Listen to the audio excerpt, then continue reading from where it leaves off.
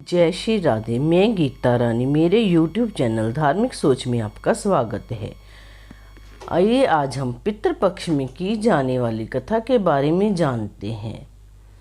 पितृपक्ष की पौराणिक कथा के अनुसार जोग तथा भोग दो भाई थे। दोनों अलग अलग रहते थे। जोग धनी था और भोगे निर्धन। दोनों में परस्पर बड़ा प्रेम था। जोगे की पत्नी को धन का अभिमान था, किंतु भोगे की पत्नी बड़ी सरल हृदय थी।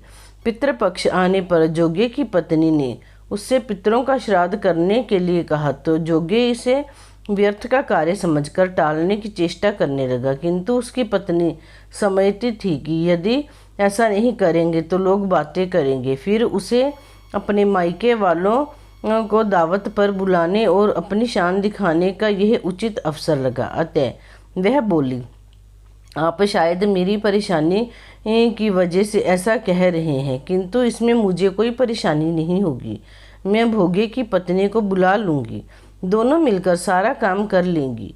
फिर उसने जोगे को अपने पीहर न्योता देने के लिए भेज दिया। दूसरे दिन उसके बुलाने पर भोगे की पत्नी सुबह सवेरे आकर काम में जुट गई। उसने रसोई तैयार की, अनेक पकवान बनाए, फिर सभी काम निपटाकर अपने घर गई।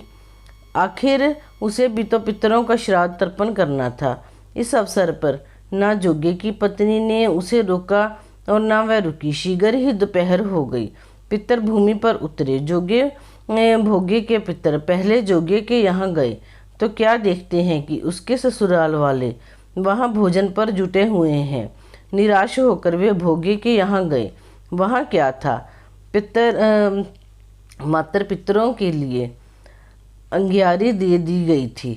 पितरों ने उसकी राख चाटी और भूखे ही नदी के तट पर जा पहुँचे। थोड़ी देर में सारे पितर इकट्ठे हो गए और अपने अपने यहाँ के श्राद्धों की बढ़ाई करने लगे। जोगे भोगे के पितरों ने भी अपनी आपबीती सुनाई। फिर वे सोचने लगे, अगर भोगे समर्थ होता तो शायद उन्हें भूखा ना रहना पड़ता, मगर भोगे के घर में तो 2 जून की रोटी भी खाने को नहीं थी। यही सब सोचकर उन्हें भोगे पर दया आ गई। अचानक वे नाच नाच कर गाने लगे, भोगे के घर धन हो जाए, भोगे के घर धन हो जाए।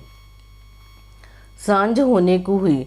भोगे के बच्चों को कुछ भी खाने को नहीं मिला था। उन्होंने माँ से कहा, भूख लगी है। तब उन्हें टालने की गर्ज से भोगे की पत्नी ने कहा, जाओ, आंगन में 2 औंधी रखी हैं, उसे जाकर खोल लो और जो कुछ मिले बांटकर खा लेना।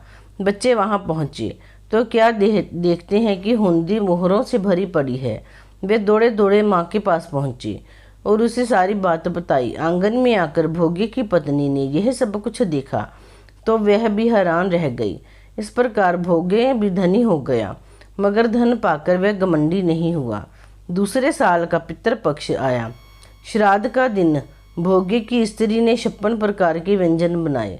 ब्राह्मणों को बुलाकर श्राद्ध किया, भोजन करवाया, दक्षिणा दी। जेठ जिठानी को सोने चांदी के बर्तनों में भोजन कराया। इससे पितर बड़े प्रसन्न तथा तृप्त हुए।